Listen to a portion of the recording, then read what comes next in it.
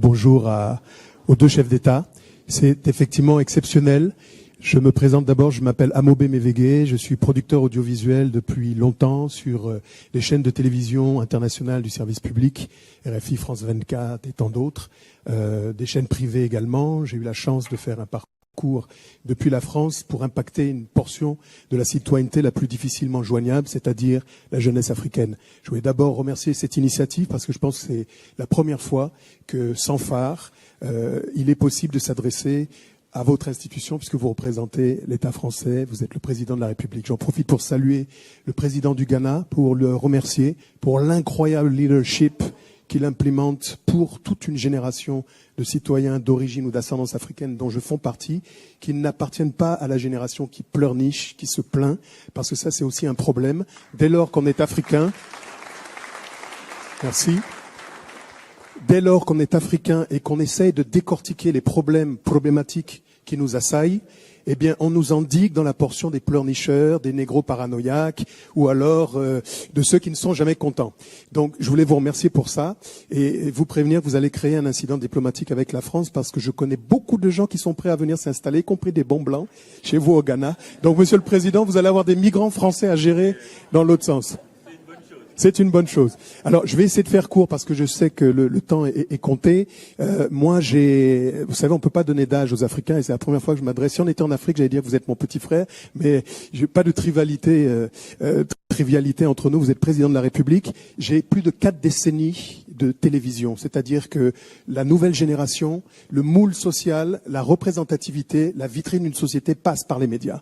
Ok, et donc j'ai voulu, avant de vous poser la question, me mettre à la place de l'enfant afrodescendant des 5 dernières décennies qui a pris la séquence du Spectateur, Pierre Tchernia, qui a pris Denise Fabre, Garcimore, etc., mais qui a aussi pris Tarzan, qui a pris La Noiraude, plus récemment qui a pris du Éric Zemmour et de Madame Angot, de Monsieur Mariani, etc. Ce qui est légitime puisque c'est la liberté d'expression. Ce qui est dangereux, c'est de ne pas avoir le pendant. C'est-à-dire que pour ces jeunes qui regardent la télévision et dont le jeune afro-caribéen très prochainement va se retrouver le seul de la citoyenneté française à ne pas avoir de continuité territoriale avec la disparition de France O, par exemple, on se retrouve avec des analyses d'injonctions contradictoires. Alors d'un côté, on nous dit nous appartenons tous à la même citoyenneté et de l'autre, on a des problèmes de visa. Moi-même, pour renouveler 4 décennies de carte de séjour, j'ai été criminalisé, c'est-à-dire qu'on m'a quand même fait des problèmes pour renouveler une carte de séjour, alors que je suis, entre guillemets, l'élite de France. Je vais faire court, j'enchaîne,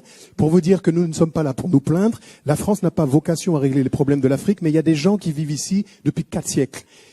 Gorée, Rufisque, Saint-Louis avaient des représentations parlementaires, étaient françaises avant Lille, Nantes, etc. Juste un dernier mot avant de poser ma question. Oui, j'en profite. Vraiment le dernier. Parce que, non, pourquoi je fais ça? C'est parce que j'entends déjà des gens nous dire, oui, mais arrêtez de vous plaindre, vous passez votre temps à vous plaindre. Je donne des faits. L'un des plus grands cinéastes du monde vient de disparaître. Le 2 mars 2019.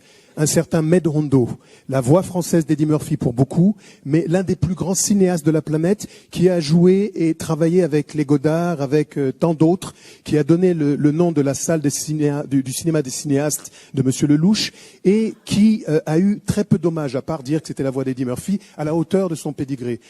Savez-vous qui nous a envoyé une lettre? Parce que j'ai la chance d'être son fils spirituel depuis plusieurs décennies. C'est Monsieur Martin Scorsese. Il faut que ce soit des gens de l'extérieur qui nous magnifient, qui saluent le talent, le génie de gens qui se demandent mais que faisons-nous? Avons-nous une place? Alors voici ma question. Monsieur le Président, vous avez eu la bonne idée, la bonne initiative d'aller à la rencontre de tous les corps de la composition française. Vous avez rencontré les intellectuels. Très peu représentaient les afrodescendants, je ne dis pas absolument, mais très peu. Si vous demandez à l'inconscient collectif aujourd'hui qui sont les intellectuels français, vous diront Kirikou. Et j'exagère à peine.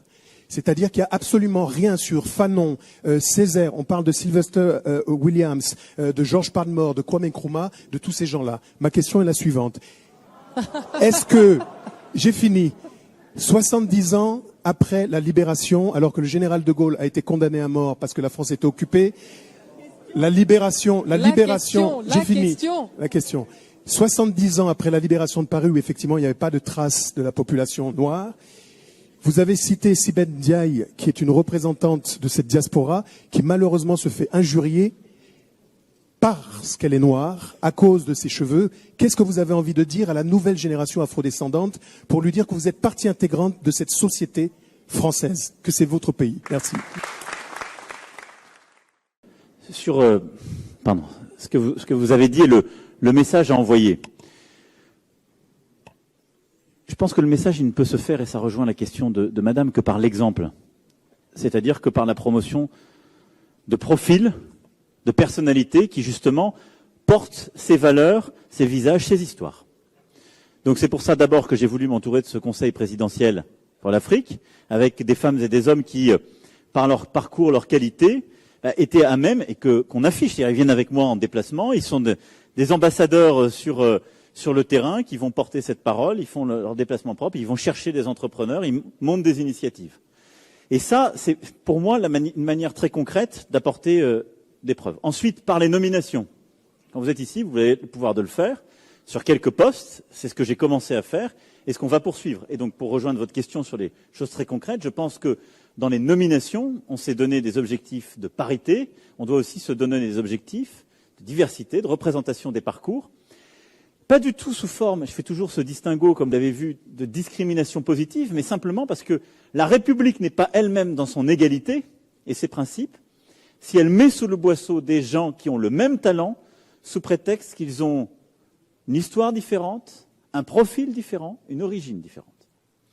Et donc, moi, je considère que la manière de rebâtir ce récit et de dire que vous êtes partie intégrante de la nation, elle est d'abord dans les nominations, dans la place qu'on donne et dans les trajectoires de réussite qu'on bâtit. Ça, c'est le premier point. Et ça, on peut le faire. On peut le faire à l'échelle d'un quinquennat et on peut le faire quand on est aux responsabilités. Donc ça, c'est ce que je m'engage à faire.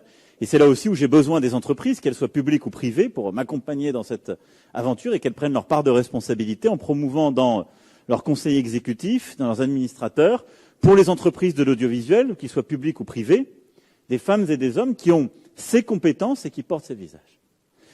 Après, vous avez tout à fait raison, et dans les remarques, ce n'était pas votre question, mais les remarques que vous avez posées, je pense qu'on a un problème aujourd'hui dans le débat public. C'est qu'on a une surreprésentation des dénonciations, en quelque sorte, d'une perte de l'identité française. Moi, j'entends ce débat, c'est un débat que j'ai toujours affronté. J'aime le terme de personnalité française, et j'ai toujours défendu l'idée et le fait que la France est avant tout un projet qui repose sur un peuple, une culture qui lui est propre, mais qui a toujours eu un rapport à l'universel géographique et de valeur qui est très particulier. Et que je ne crois pas que la France n'ait jamais eu une identité refermée. Mais ce qui est vrai, c'est quand il y a une surreprésentation de celles et ceux qui portent ce discours, et si je reprends et je reformule ce que vous avez dit, une sous-représentation de celles et ceux qui peuvent représenter une autre histoire de ce qu'est la France, on a un problème. Et on en est là.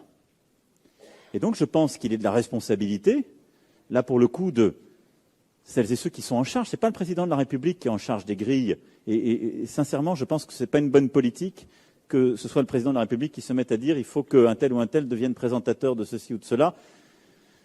Parfois on a essayé, on a eu des problèmes, comme dirait l'autre. Donc, moi je ne vais pas m'aventurer là-dedans. Je dis juste, il y a des sociétés de rédacteurs.